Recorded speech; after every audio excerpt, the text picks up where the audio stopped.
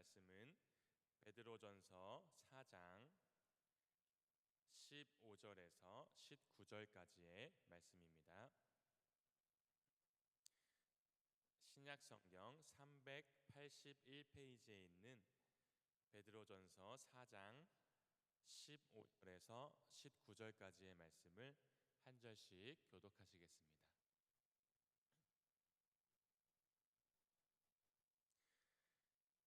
너희 중에 누구든지 살인이나 도둑질이나 악행이나 남의 일을 간섭하는 자로 고난을 받지 말려니와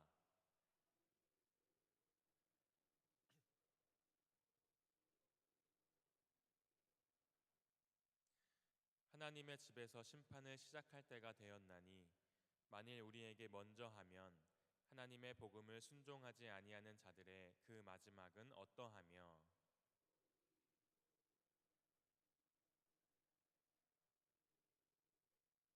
다 같이 읽겠습니다. 그러므로 하나님의 뜻대로 고난을 받는 자들은 또한 선을 행하는 가운데에 그 영혼을 미쁘신 창조주께 의탁할지어다. 아멘. 베드로 사도는 편지의 마지막에 이르기 전 편지의 전체적인 주제를 다시 한번 요약적으로 말씀하면서 편지를 쓴 목적을 분명하게 말씀하고 있습니다.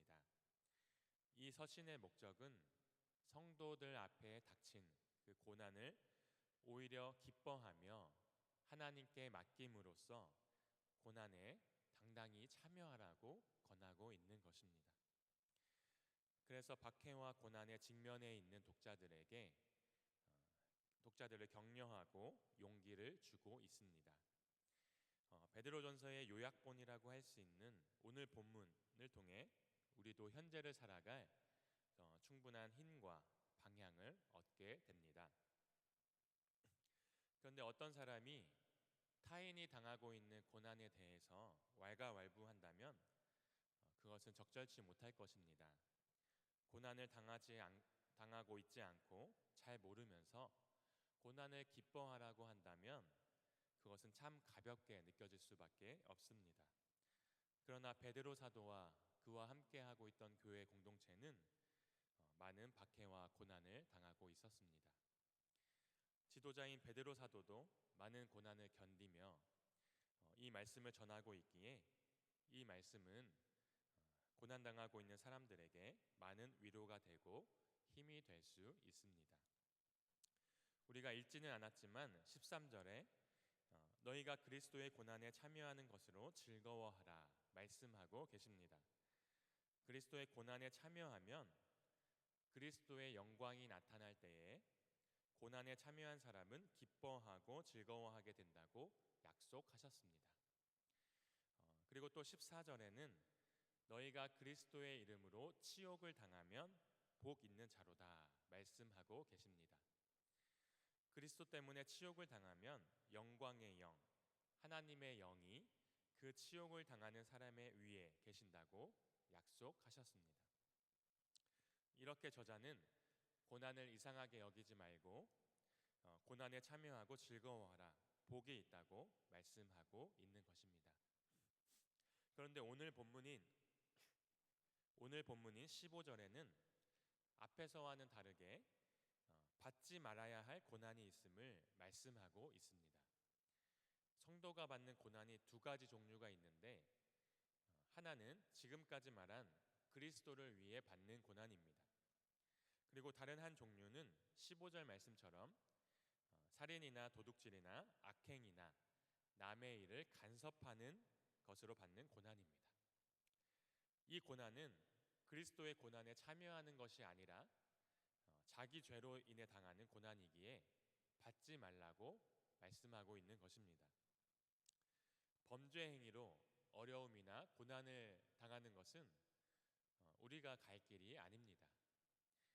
살인과 도둑질과 악행은 모든 나라와 모든 사회와 나라에서 인정하는 범죄입니다. 이 범죄는 사회 질서를 파괴하고 다른 사람에게도 큰 피해를 주기 때문에 사회적인 재판을 받고 처벌을 받게 됩니다. 이것은 그리스도의 고난과는 전혀 상관이 없고 약속하신 하나님의 영광이 나타나는 것이 아니라 오히려 하나님의 영광을 가리는 것이기 때문에 성도들이 이러한 죄에 빠지면 절대로 안 되겠습니다. 그런데 15절에 나오는 것들 중에서 남의 일에 간섭하는 것에 대해서 좀 더 살펴보기 원합니다. 남의 일을 간섭하는 자, 이 단어는 타인이라는 뜻과 감독자라는 뜻을 가진 헬라어가 결합된 단어입니다. 즉 타인에 대하여 감독자의 위치에 서는 자, 이런 뜻을 가지고 있습니다. 신학자들은 이 단어를 자신과 관계되지 않는 것들에 쓸데없이 참견하기 좋아하는 사람, 그리고 남의 돈을 남용하거나 착복 또는 횡령하는 사람, 이렇게 두 가지로 해석하고 있습니다.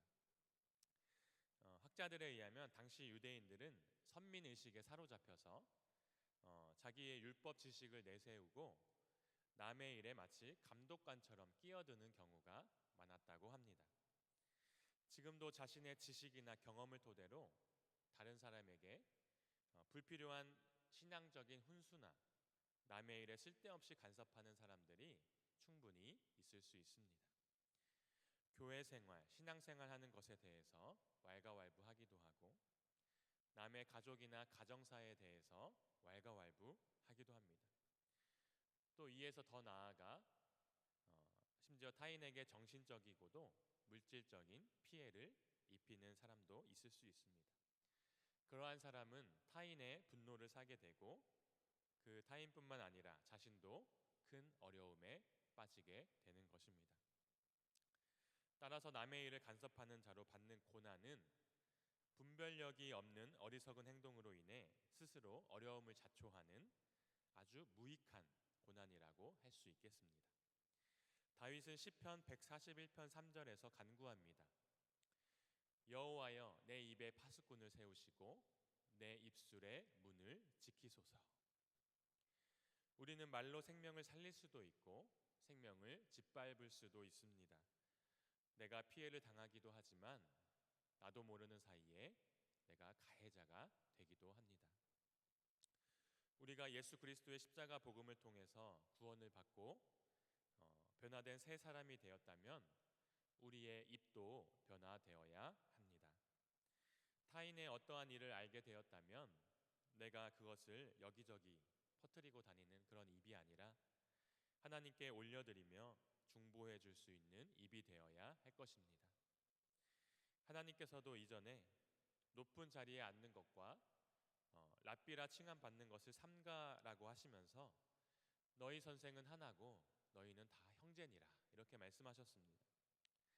내가 누구를 가르칠 수 있다는 교만을 버리고 가르치거나 간섭하지 말고 남을 높여주고 배려해주고 칭찬해주는 그런 마음을 가져야 할 것입니다. 하나님께서는 베드로 사도를 통하여 말씀하십니다. 성도가 받는 고난이라고 하여서 다 같은 고난이 아니고 받을 필요가 없는 고난을 받지 말고 그리스도의 고난에 참여하며 그 영광스러움을 기대하며 즐거워하라고 말씀하고 계십니다. 우리는 사순절 셋째 주를 보내고 있습니다. 이 기간 동안 하나님의 일을 열심히 하며 이 아름다운 그리스도의 고난에 함께 참여하기 원합니다. 피곤하고 어려울지라도 우리가 더 기도하고 말씀을 가까이 하고 복음을 전하는 데 힘쓰시기 바랍니다. 그와 더불어 받지 말아야 할 고난을 받지 않도록 유의하시기 바랍니다. 사순절에는 불필요한 말을 좀 더 줄이고 더 줄여야만 주님을 더 묵상할 수가 있습니다. 내 말이 줄어들어야 하나님의 음성을 들을 수 있을 것입니다. 오늘 하루도 이 말씀을 기억하시고 사순절 기간에 나에게 말씀하시는 하나님의 음성을 들을 수 있도록 마음과 입술을 절제하며 사는 복된 우리 성도님들 되시기를 주님의 이름으로 축원합니다. 기도하겠습니다.